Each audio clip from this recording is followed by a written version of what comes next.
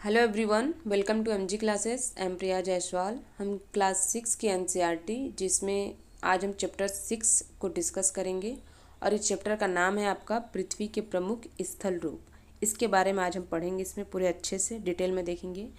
यहाँ पे जो एक बात ध्यान देना, इसके पहले हमने चैप्टर 5 को कंप्लीट किया है और चैप्टर 5 में क्या है आपका बहुत ज़्यादा चैप्टर लेंदी हो गया आपका, है ना। और रीज़न ये था कि उसमें महासागर, महाद्वीप और जो ग्लोब है उस सब चीज़ के बारे में उसमें बताया गया। प्रॉब्लम ये है कि जो ग्लोब है उसको फिर से मैं बताई हूँ इसमें डबल, क्योंकि अगर कोई पिछला वीडियो नहीं पढ़ा है तो इसमें आप अच्छे से पढ़ सकते हो, समझ सकते हो। लेकिन आपको पिछली वीडियो पढ़ना है, अगर पिछला वीडियो आप नहीं पढ़ोगे तो आपको समझ नहीं आया, क्योंकि उसमें बेसिक से एक एक चीज़ें आपको उसमें बताई गई हैं। ओके, तो आज हम देखेंगे आपका चैप्टर 6, इसको हम पढ़ेंगे पृथ्वी के प्रमुख स्थल रूप। इसमें आपका बताया गया है कि जैसे पृथ्वी है, पृथ्वी आपका हर जगह एक समान तो है नहीं, हर जगह आपका अलग अलग है। कहीं आपका ऊंचा है, कहीं आपका नीचे है, कभी आपका मैदानी इलाका है। यानी जो पृथ्वी है आपका एक समान नहीं है। यानी पृथ्वी का क्या आपका अनगिनत प्रकार है, स्थल रूप है। और स्थल के कुछ स्थल मंडल के कुछ भाग क्या है, ऊपर है तो कुछ भाग नीचे है, अब कुछ भाग क्या आपका समतल है। ओके, ये पृथ्वी है, पृथ्वी के स्थल मंडल के अलग अलग रूप हैं। इन्हीं के बारे में आज हम इस चैप्टर में डिस्कस करेंगे। और पर्वत, पहाड़, मैदानी, इन तीनों क्षेत्र के बारे में आज हम इसमें पढ़ेंगे। इनकी जो क्वालिटी है क्या है इसके बारे में एग्जाम्पल के साथ अच्छे से पढ़ेंगे। और इनके जो निर्माण की प्रक्रिया के बारे में और इसमें क्या क्या चीज़ें हैं इसको हम बताएंगे। हम यहाँ पर पृथ्वी की आंतरिक प्रक्रिया के बारे में पढ़ेंगे। इसमें बताया गया है कि आपको इसी तरीके से समझ सकते हैं इसमें कि जो पृथ्वी है, पृथ्वी आपका गोल है। ओके, मैं आपको बता रही हूँ यहाँ पे। ओके, देखो पृथ्वी क्या है आपका, पृथ्वी गोल है ऐसे।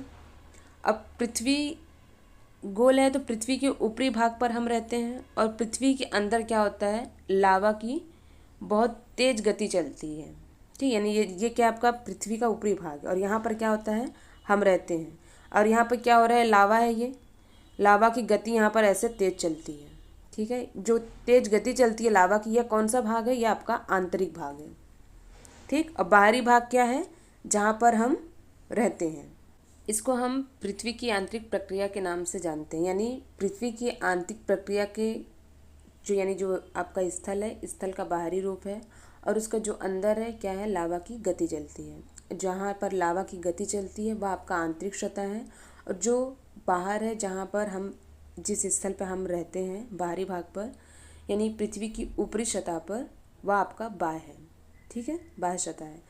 यानी पृथ्वी की आंतरिक प्रक्रिया के कारण पृथ्वी की सतह कभी ऊपर उठ जाती है तो कभी नीचे की तरफ, क्योंकि जो लावा है, लावा जब बहता है तो कुछ भाग ऊपर की तरफ और कुछ भाग क्या होता है, नीचे की तरफ होता है। ठीक है, इसी को क्या बोला जाता है आपका, पृथ्वी की आंतरिक प्रक्रिया। ओके, इसमें आपका बताया गया है कि पहाड़ी वह स्थलीय भाग है जो कि आसपास की भूमि से ऊंची उठती है। 600 मीटर से अधिक ऊंचाई एवं खड़ी ढाल वाली पहाड़ी को हम पर्वत कहते हैं। ठीक है, हम पहाड़ी के बारे में देखेंगे इसमें, पहाड़ के बारे में। यानी पहाड़ आसपास की भूमि से ऊंची उठ जाती है। ओके, यानी जैसे आपका ये भूमि है, ये भूमि आपका समतल है, समतल है तो जो पहाड़ होगा ऐसे उठा होगा। ठीक है, इस टाइप से। और ये क्या होगा, फिर भूमि समतल होगी। तो वही बताया जा रहा है इसमें, जो पहाड़ है आसपास की भूमि से थोड़ी ऊंची उठी होती है। और इसमें बताया गया आपका कि 600 मीटर से अधिक ऊंचाई होती है एवं खड़ी ढाल होती है, किसकी, पहाड़ी की। अब जैसे ये पहाड़ है आपका, ठीक, ये क्या होगा आपका, ये 600 मीटर होगा आपका, ये खड़ी ढाल। ठीक, इसका जो शीर्ष होगा कम होगा और इसका जो चौड़ाई होगा ये ज़्यादा होगा। ठीक है, और ये क्या आपका शीर्ष यहाँ पर छोटा होगा, ये 600 मीटर इसका ढाल होता है। ये क्या आपका पर्वत है, इस चीज़ को ध्यान देना। खड़ी ढाल होती है और यहाँ पर इसी को हम पर्वत के नाम से जानते हैं। और 8000 मीटर से ऊंचे कुछ पर्वत के नाम बताइए, बोला जा रहा है इसमें।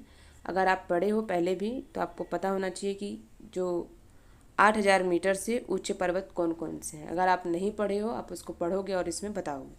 ठीक, ओके, आगे हम देखते हैं इसमें स्थल मंडल की बाह्य प्रक्रिया के बारे में कि स्थल मंडल की जो बाह्य प्रक्रिया है वो कौन कौन सी है। ओके, तो स्थल मंडल की जो बाह्य प्रक्रिया है वो दो प्रकार से है।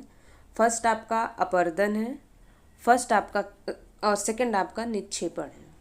ओके, फर्स्ट आपका क्या है, अपरदन, और सेकंड आपका निक्षेपण। यानी क्या है आपका अपरदन कैसे होगा, पृथ्वी की सतह जो टूट फूट कर घिस जाती है, यानी जो पृथ्वी की सतह है टूट फूट कर पृथ्वी की सतह टूट फूट कर यानी जो घिस जाती है उसे अपरदन के नाम से जाना जाता है। और निक्षेपण आपका क्या होगा, टूटे फूटे जो घिसी हुई अवशेष हैं वो किसी एक जगह जाकर जमा कर देना। ओके, और उसका क्या करना, वो जमा कर देना और उसी से क्या करना, खास निर्माण कर देना। ये क्या होता है आपका निक्षेपण की प्रक्रिया कहलाता है। यानी ये क्या है, दो टाइप्स हैं आपके, और इसमें बताया गया आपका कि निक्षेपण की प्रक्रिया के द्वारा इनका फिर से निर्माण होता है। ठीक है, यानी क्या करता है, जमा करता है, उसके बाद वह फिर से निर्माण करता है। और ये भी दो प्रक्रियाएं हैं, यानी जैसे बहते हुए जल, वायु तथा बर्फ के द्वारा होती है। और हम विभिन्न स्थलों को उनकी ऊंचाई एवं ढाल के आधार पर पर्वत, पठार एवं मैदानों के रूप में वर्गीकृत करते हैं। ठीक है, यानी उनका जो जैसे आकार होगा जिस टाइप से, उसी के हिसाब से हम उसको पर्वत का नाम देते हैं, पठार का और मैदान का नाम देते हैं। जैसे समतल एरिया है उसको मैदान बोल देते हैं, जो पर्वत है ऊंचा है, पठार होगा उससे थोड़ा सा होगा, है ना। यानी उनके आकार के ऊपर डिपेंड करता है कि हम उनको क्या नाम देंगे। आगे हम देखेंगे इसमें तीनों को एक एक करके डिस्कस करेंगे। क्या है आपका इसमें पर्वत, पठार और मैदान। सबसे पहले हम इसमें पर्वत के बारे में देखेंगे कि पर्वत है क्या। ओके, पर्वत क्या है, इसको हम देखेंगे कि पर्वत आपका पृथ्वी की सतह की प्राकृतिक ऊंचाई है। ओके, यानी जो पृथ्वी की सतह है ये क्या है आपका प्राकृतिक ऊंचाई है, और इसका पर्वत शिखर छोटा तथा आधार क्या होता है, काफ़ी चौड़ा होता है। यानी जो इसका पर्वत शिखर है इस टाइप से आप समझ सकते हो। जैसे ये आपका क्या है, पर्वत है, ये जो शिखर है ये काफ़ी ज़्यादा छोटा होता है। ठीक है, और जिसका आधार क्या है, काफ़ी ज़्यादा चौड़ा है। आप देख सकते हो ये आधार चौड़ा है और शिखर क्या है, छोटा है। और इसका जो ढाल है, ढाल बहुत खड़ा होता है, ये इस टाइप से। ठीक है ना, जो ढाल होगा क्या होगा, खड़ा होता है। यानी इसका शिखर छोटा, आधार चौड़ा, ढाल खड़ा होता है। ओके, ये क्या है, पर्वत, पर्वत के नाम से इसको जाना जाता है। और यहाँ के जो आसपास के क्षेत्र हैं बहुत ऊंचा होता है, और कुछ पहाड़ बादलों से भी ऊंचे होते हैं। जैसे जैसे आप ऊंचाई पर जाएंगे वहाँ की जलवायु क्या होती जाती है, ठंडी होती जाती है। हमने पिछले चैप्टर्स में इसको डिस्कस किया हुआ है कि हम जैसे जैसे ऊपर की तरफ जाते हैं वहाँ पे क्या होता है, तापमान कम होने लगता है। ठीक है, वहाँ का जो तापमान होता है, ऊपर जाएंगे ऑक्सीजन का लेवल कम होते जाता है ना। तो वहाँ पे क्या होगा, वहाँ पे जो वायु होती है काफ़ी ठंडी होती है। ठीक है, तो कुछ पर्वत में हमेशा जमी रहने वाली बर्फ़ हैं, वहाँ की नदियाँ होती हैं, और उन्हें हम क्या बोलते हैं, हिमानी के नाम से जानते हैं। ठीक है, और यहाँ कुछ ऐसे भी पर्वत हैं जो समुद्र के भीतर हैं तथा जिन्हें आप नहीं देख सकते। यानी कुछ पर्वत ऐसे होते हैं जो समुद्र के अंदर होते हैं, हम उन्हें नहीं देख सकते। आप समुद्र के अंदर तो नहीं जाओगे ना कि वहाँ पे कौन कौन से पर्वत हैं, तो वहाँ पे भी क्या होते हैं, पर्वत होते हैं, लेकिन हम उसे देख नहीं सकते हैं। वहाँ की कठोर जलवायु होने के कारण पर्वतीय जो क्षेत्र हैं वहाँ पर, ठीक है, जो पर्वतीय क्षेत्र हैं उसमें बहुत कम लोग निवास करते हैं, और वहाँ का जो धरातल है खड़ी ढाल वाला होता है तथा कृषि योग्य भूमि की कमी होती है। यानी अब खड़ा ढाल होगा, जाहिर सी बात है वहाँ पर क्या होगा, वहाँ पर कृषि तो नहीं किया जा सकता ना, तो क्या होता है, वो कृषि योग्य भूमि नहीं होती है। पर्वत एक रेखा के क्रम में भी व्यवस्थित हो सकते हैं, जिसे हम श्रृंखला के नाम से जानते हैं। यानी श्रृंखला आपका कैसे होगा, जैसे इस तरीके से आप देख सकते हो, एक क्रम में रहता है ऐसे पर्वत। ठीक है, इसी के जो क्रम वाइज रहेगा इस तरीके से को हम क्या कहते हैं, श्रृंखला के नाम से जानते हैं। ओके, जैसे आपका हिमालय है, हिमालय क्या है आपका, एशिया, एशिया कहाँ है आपका, भारत में। ठीक है, और एंडीज पर्वत है दक्षिण अमेरिका में, और अल्पस आपका क्या है, यूरोप में है। ठीक है, यानी बहुत से पर्वतीय तंत्र हैं समांतर श्रृंखलाओं के रूप में पाए जाते हैं जो सैकड़ों किलोमीटर में फैले होते हैं। यानी जो श्रृंखला आपका क्या है, एक मतलब एक ही टाइप से पर्वत क्या है, एक साथ कई सैकड़ों किलोमीटर तक फैले होते हैं। हिमालय आपका है, आल्प्स है तथा एंडीज है, यानी एशिया, यूरोप तथा दक्षिण अमेरिका की ये पर्वत श्रृंखला है। याद रखना है, हिमालय कहाँ है आपका, एशिया, एशिया कहाँ पे, भारत, ये तीनों को आप याद रखना। ठीक, यानी क्या कहाँ पर है ये, तो भारत में। एंडीज आपका दक्षिण अमेरिका और आपका अल्पस यूरोप में। ठीक है, इस तीनों को याद रखना, ये जो फैक्ट है ये एग्ज़ाम में पूछा जाता है। ओके, आगे देखेंगे इसमें हम पर्वत की ऊंचाई एवं आकार के भिन्नता के बारे में।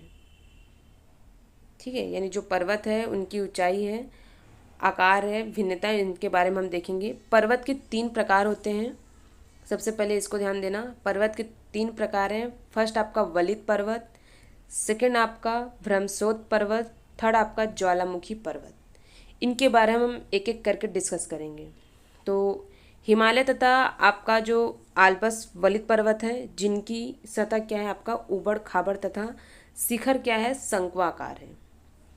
ओके, आप यहाँ पर देख सकते हो ये जो पर्वत है आपका कैसे है, तो ये आपका वलित पर्वत है। ठीक है, इसका जो शिखर होता है क्या है आपका, शंक्वाकार होता है। ओके, इसको ध्यान देना।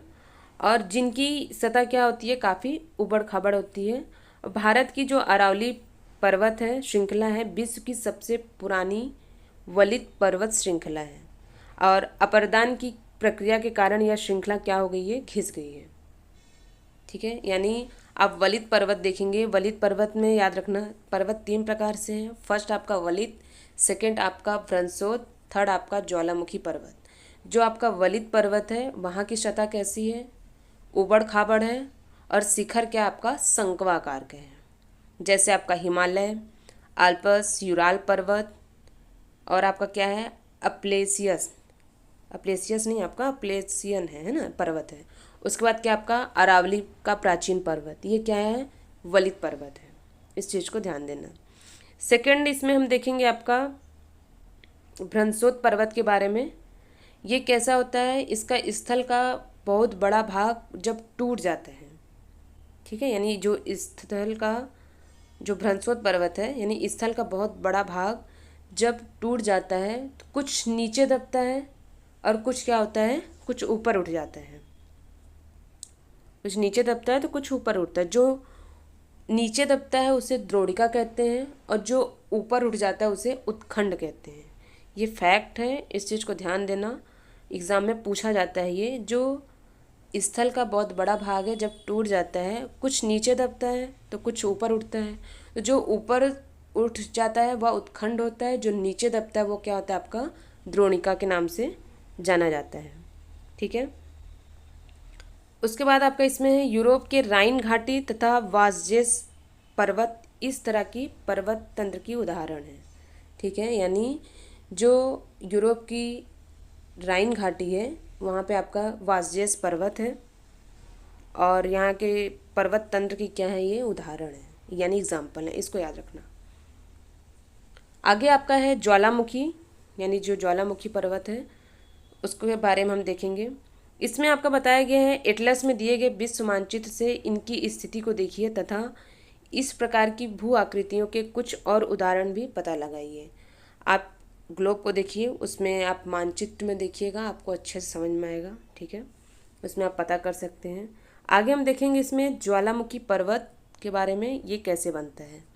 तो ज्वालामुखी कैसे होगा, ज्वालामुखी क्रियाओं के कारण बनते हैं, यानी जो ज्वालामुखी है ज्वालामुखी के कारण वहाँ पर बनता है।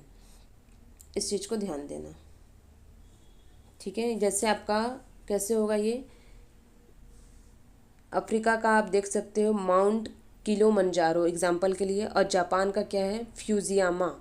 ये 2 नाम आप याद रखना, फैक्ट है। क्या है, अफ्रीका का माउंट किलिमंजारो और जापान का फ्यूजियामा। ठीक, अब यह कैसे बनेगा, पर्वत का निर्माण कैसे होगा, इसमें आपका ज्वालामुखी से, तो ये आपका जैसे ज्वालामुखी है। ठीक, अब ये ज्वालामुखी है तो यहाँ से क्या होगा, लावा बाहर आएगा, है ना, ऐसे ऐसे लावा बाहर आता है आपका।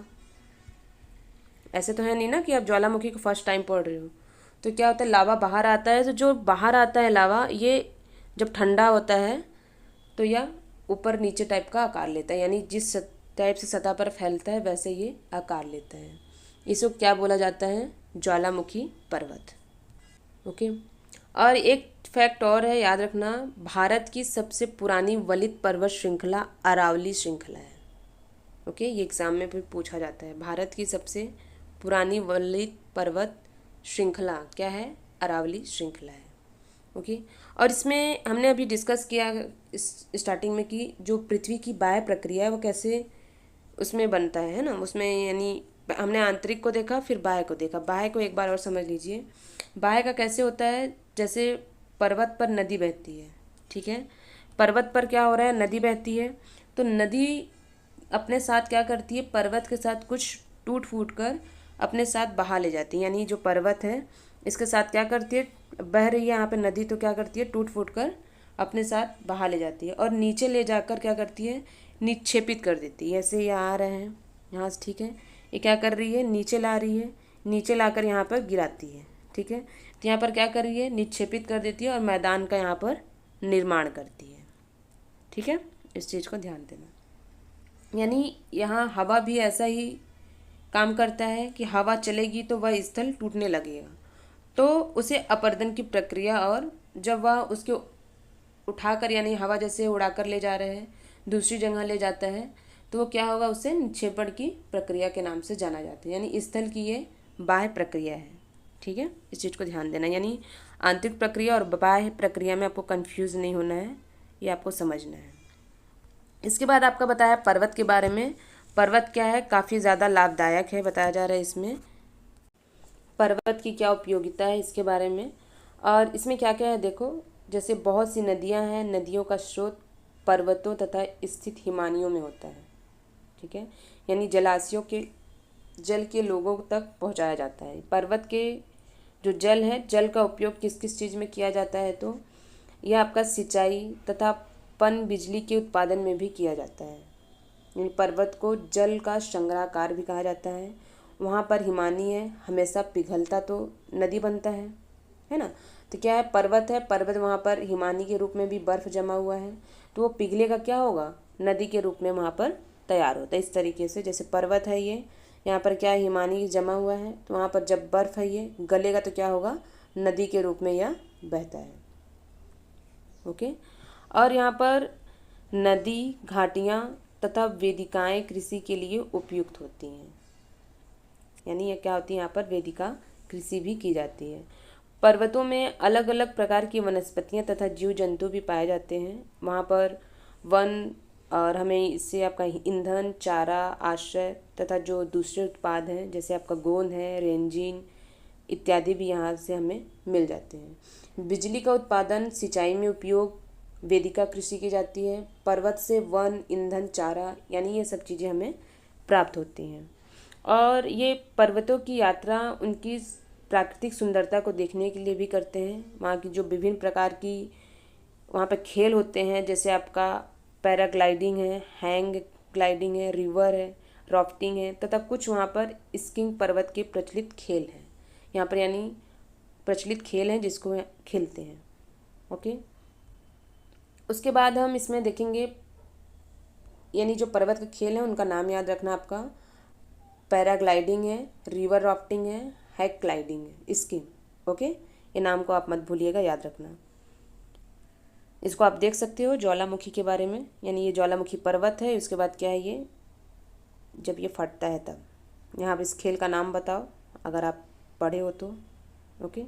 उसके बाद हम देखेंगे इसमें पठार के बारे में। पठार क्या है, इसमें आपका पठार के बारे में बताया गया है। जो पठार है, पठार उठी हुई एवं सपाट भूमि होती है।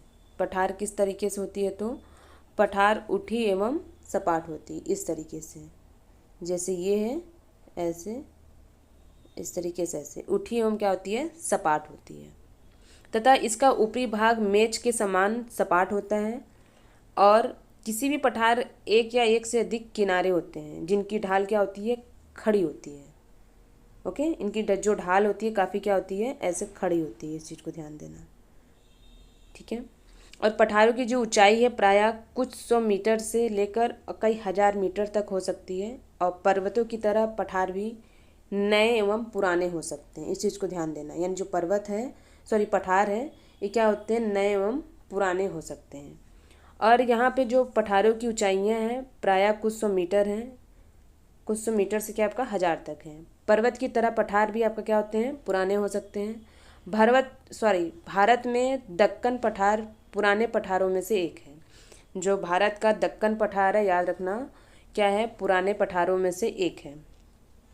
और यहाँ पर केन्या, तंजानिया तथा युगांडा का पूर्वी अफ्रीका पठार एवं ऑस्ट्रेलिया का पश्चिमी पठार, इस प्रकार के क्या है, ये उदाहरण है। जो एग्जाम्पल आपका दिया गया है इसको याद रखना, एग्जाम में ये पूछा जाता है। तिब्बत का पठार विश्व का सबसे ऊंचा पठार है, जिसकी ऊंचाई मध्य समुद्र तल से 4000 से 6000 मीटर तक है।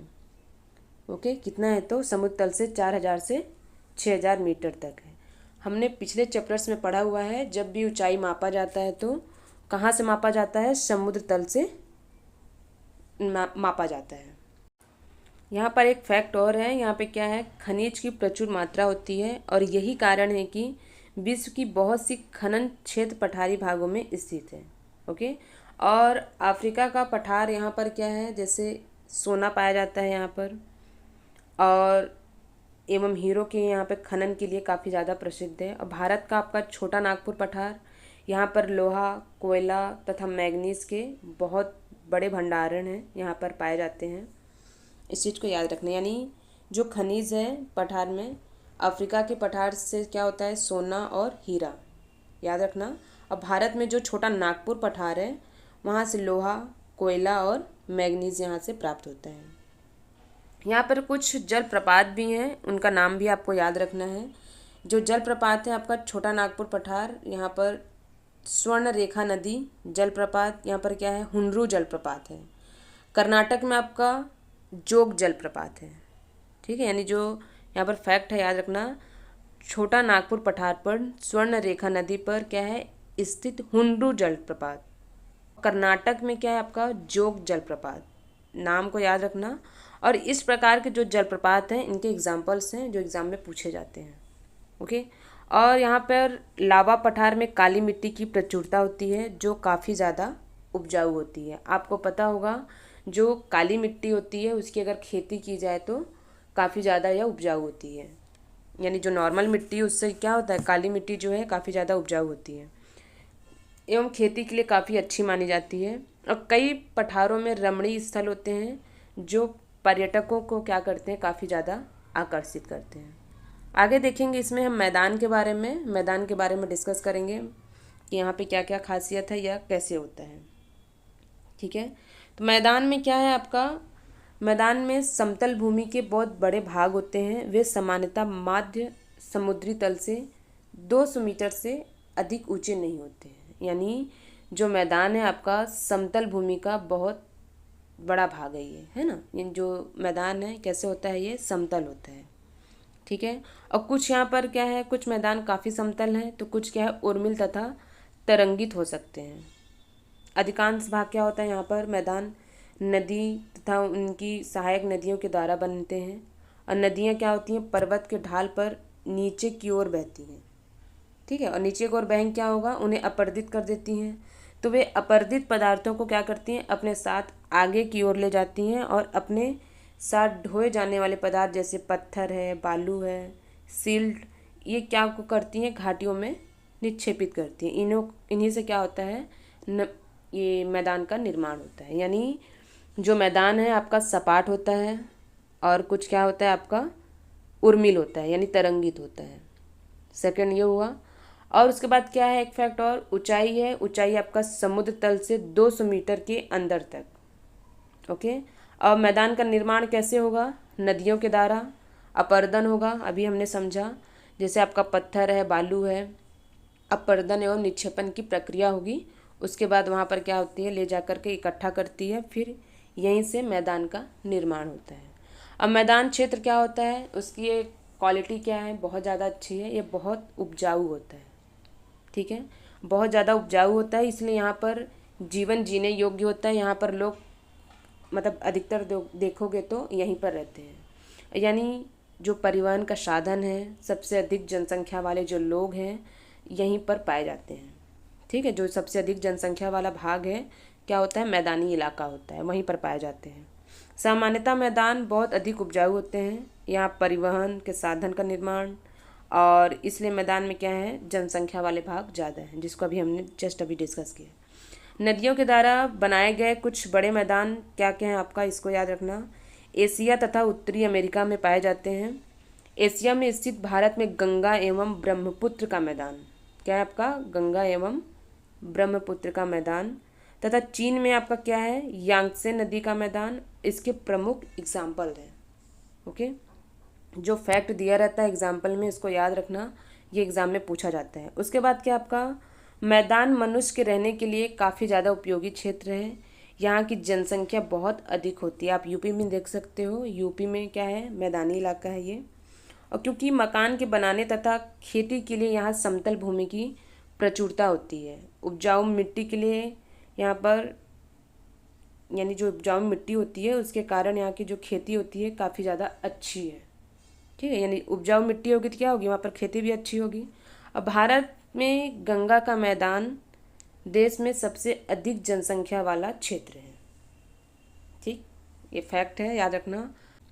ओके, आपका मैदान है एशिया और उत्तरी अमेरिका में आपका क्या है, गंगा और ब्रह्मपुत्र नदी द्वारा मैदान क्या होता है, काफ़ी ज़्यादा उपजाऊ है। चीन में क्या आपका, यांगत्से नदी द्वारा बनाया गया मैदान। ठीक, उसके बाद क्या है, स्थल रूप एवं लोग हैं जो यहाँ पर रहते हैं। स्थल रूप में कैसे हैं इसको हम देखते हैं। यहाँ पर स्थल रूपों की विभिन्नता के अनुरूप ही मानव विभिन्न प्रकार से यहाँ पर जीवन यापन करते हैं। यानी स्थल रूप जिस प्रकार से होगा, वहाँ पर जैसे पर्यावरण होगा, जो वहाँ पर जैसे अनुकूलता होगी, वहाँ पर उस टाइप से लोग जीवन यापन करते हैं। पर्वतीय क्षेत्र का जीवन कठिन होता है।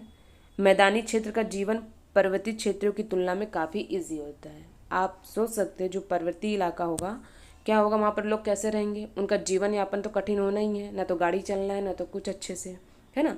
तो क्या होता है, आपका जो मैदानी इलाका है यहाँ का जो लाइफ होता है जीने का काफ़ी ज़्यादा ईजी होता है, सरल होता है। ओके, मैदानी इलाका में क्या होता है, आप यहाँ पर फसल आसानी से कर सकते हैं।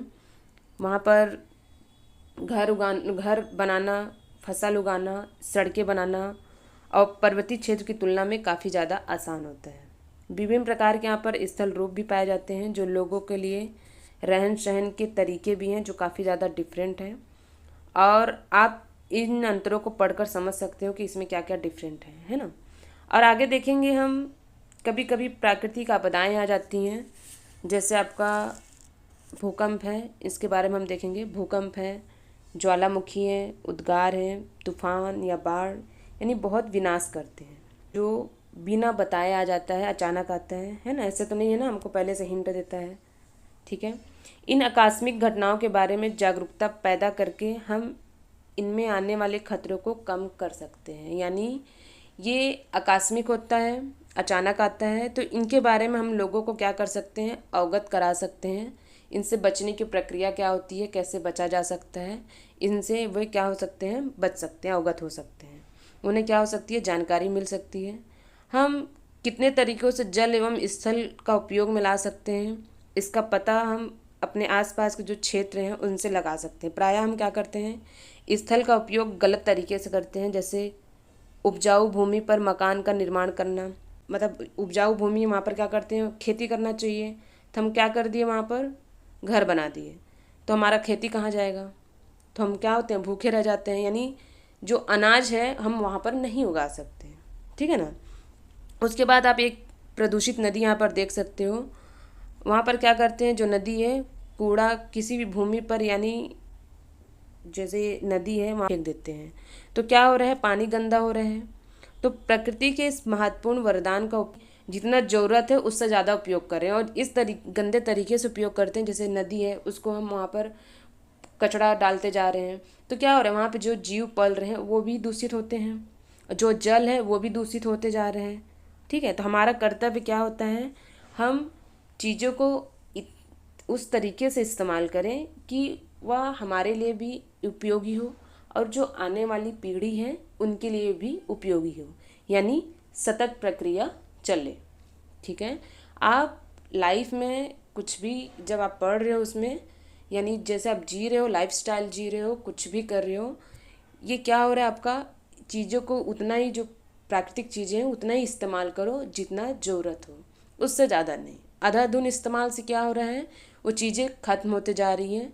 जैसे आपका कोयला है, जल है, क्या हो रहा है, धीरे धीरे ख़त्म होते जा रहे हैं। तो उसको लिमिटेड करना चाहिए उपयोग, ताकि क्या हो, जो आने वाली पीढ़ी है वो भी इस चीज़ का इस्तेमाल कर सकें। ओके, आगे आपका क्वेश्चन आंसर है, आप उसको बनाएंगे, जो डाउट होगा आप पूछ सकते हैं। ओके, आपका जो चैप्टर 6 था वो आपका कंप्लीट है। इजी इजी क्वेश्चन है। प्रमुख स्थल रूप कौन कौन है, पर्वत एवं पठार में क्या अंतर है, क्या डिफरेंस है ना, उसको आप पढ़ेंगे और क्वेश्चन में जो डाउट होगा आप पूछ सकते हो। ओके।